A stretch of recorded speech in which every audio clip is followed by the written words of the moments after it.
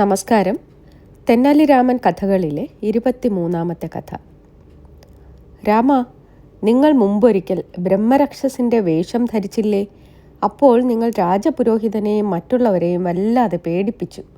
പക്ഷെ നിങ്ങളൊരു കാര്യം ഓർമ്മിക്കണം, നിങ്ങൾക്ക് എപ്പോഴും ആളുകളെ വിഡ്ഢിയാക്കാൻ കഴിഞ്ഞെന്ന് വരില്ല, ഒരിക്കൽ ചക്രവർത്തി പറഞ്ഞു.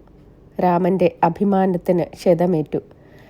തിരുമേനി, അങ്ങനെ പറയരുത്. ഈ രാമനെ ഇനിയും അവിടുന്ന് നല്ലപോലെ മനസ്സിലാക്കിയിട്ടില്ല. എനിക്ക് ആരെയും ഏത് സമയവും വിഡ്ഢിയാക്കാൻ കഴിയും. ആരെയും എന്ന് വെച്ചാൽ തിരുമേനി ഉൾപ്പെടെ. ഞാനൊരാളെ കൊണ്ട് അവിടുത്തെ ദേഹത്ത് ചെരുപ്പെറിയിക്കാം, പോരെ? അയാൾ വെല്ലുവിളി നടത്തി. ചക്രവർത്തിക്ക് വിശ്വാസം വന്നില്ല. തീർച്ചയായും നിങ്ങൾക്കത് സാധിക്കില്ല, അദ്ദേഹം ഉറപ്പിച്ചു പറഞ്ഞു.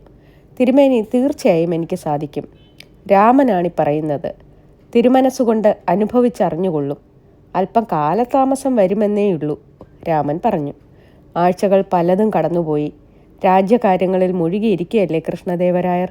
അദ്ദേഹം രാമൻ്റെ വെല്ലുവിളി മറക്കുകയും ചെയ്തു. പോരെങ്കിൽ ഇനിയും ഒരു പത്നിയെ സ്വീകരിക്കാൻ നിശ്ചയിച്ചു അദ്ദേഹം. സാമ്രാജ്യത്തിൻ്റെ ഒരു ഒഴിഞ്ഞ കോണിൽ ഒരു ഇടപ്രഭു ഉണ്ടായിരുന്നു. ഇടപ്രഭുവിൻ്റെ പുത്രിയെയാണ് ചക്രവർത്തി വധുവായി തിരഞ്ഞെടുത്തത്. കല്യാണത്തിന് എന്തൊക്കെ ചടങ്ങുകളാണ് വേണ്ടത്? അവയെക്കുറിച്ച് വലിയ അറിവില്ലായിരുന്നു ഇടപ്രഭുവിന്. ഒന്നിനും ഒരു പിഴയും ഉണ്ടായിക്കൂടാ, അതിൽ നിർബന്ധവും ഉണ്ടായിരുന്നു. വരൻ മറ്റാരുമല്ല, സാമ്രാജ്യത്തിൻ്റെ അധിപനായ ചക്രവർത്തിയാണ്.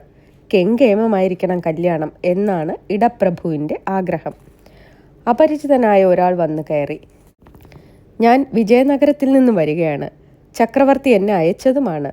ചടങ്ങുകളുടെ മേൽനോട്ടം ഞാൻ വഹിക്കണം, അതാണ് ചക്രവർത്തിയുടെ നിർദ്ദേശം. പക്ഷേ ഇതിനെക്കുറിച്ച് ആരോടും സംസാരിക്കരുത്. ഞാൻ നിശ്ചയിക്കുന്ന ചടങ്ങുകൾ താങ്കൾ ചെയ്യിച്ചാൽ മതി, ആഗതൻ പറഞ്ഞു. രാമനാണ് വാസ്തവത്തിൽ വന്നയാൾ. ചക്രവർത്തി അറിയാതെ വന്നതുമാണ്. രാമൻ്റെ ഉദ്ദേശമുണ്ടോ ഇടപ്രഭു മനസ്സിലാക്കുന്നു.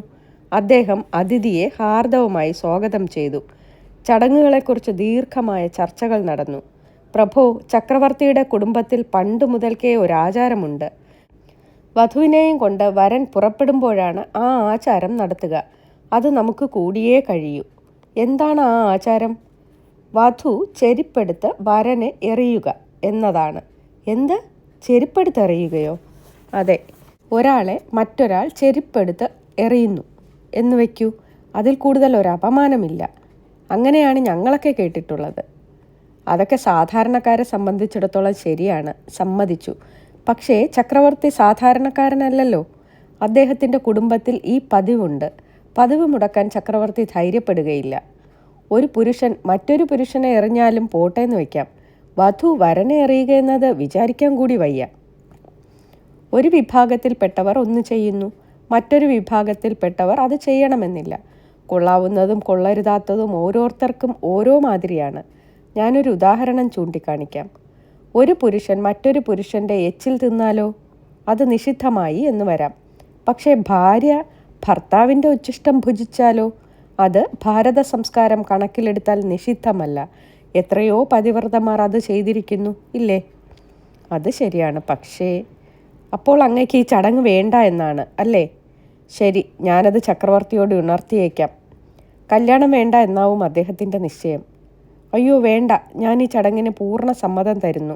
മനോഹരമായ ഒരു ജോഡി ചെരുപ്പ് കൊണ്ടുവന്നിരുന്നു രാമൻ. പ്രഭുകുമാരിയുടെ കാലിൽ ചേരുന്ന ചെരുപ്പുകളായിരുന്നു. ഇടപ്രഭു അവ വാങ്ങി മകളെ ഏൽപ്പിച്ചു. നിശ്ചയ ദിവസമായി.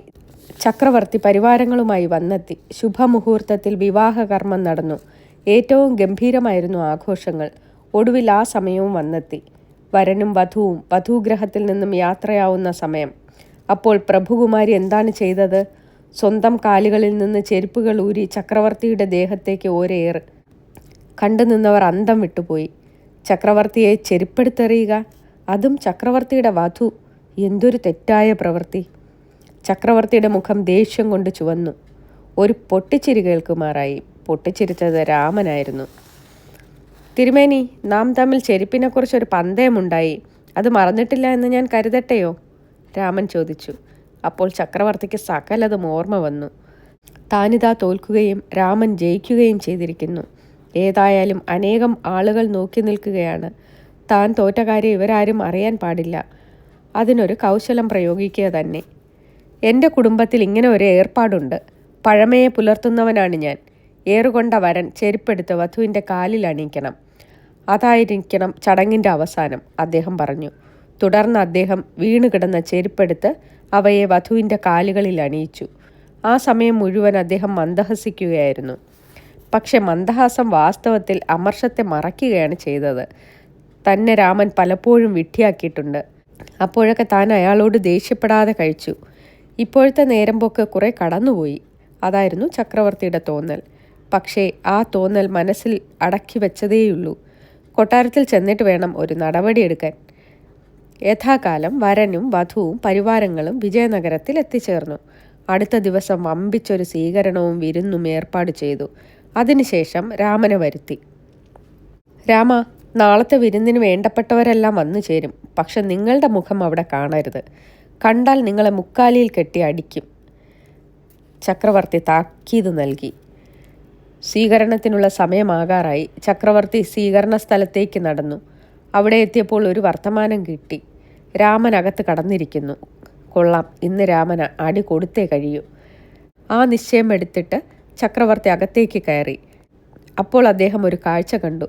കുറേ ആളുകൾ വട്ടത്തിൽ നിന്ന് ആർത്തു ചിരിക്കുന്നു. വട്ടത്തിനുള്ളിൽ എന്തോ തമാശ നടക്കുന്നുണ്ട് എന്ന് സ്പഷ്ടമാണ്.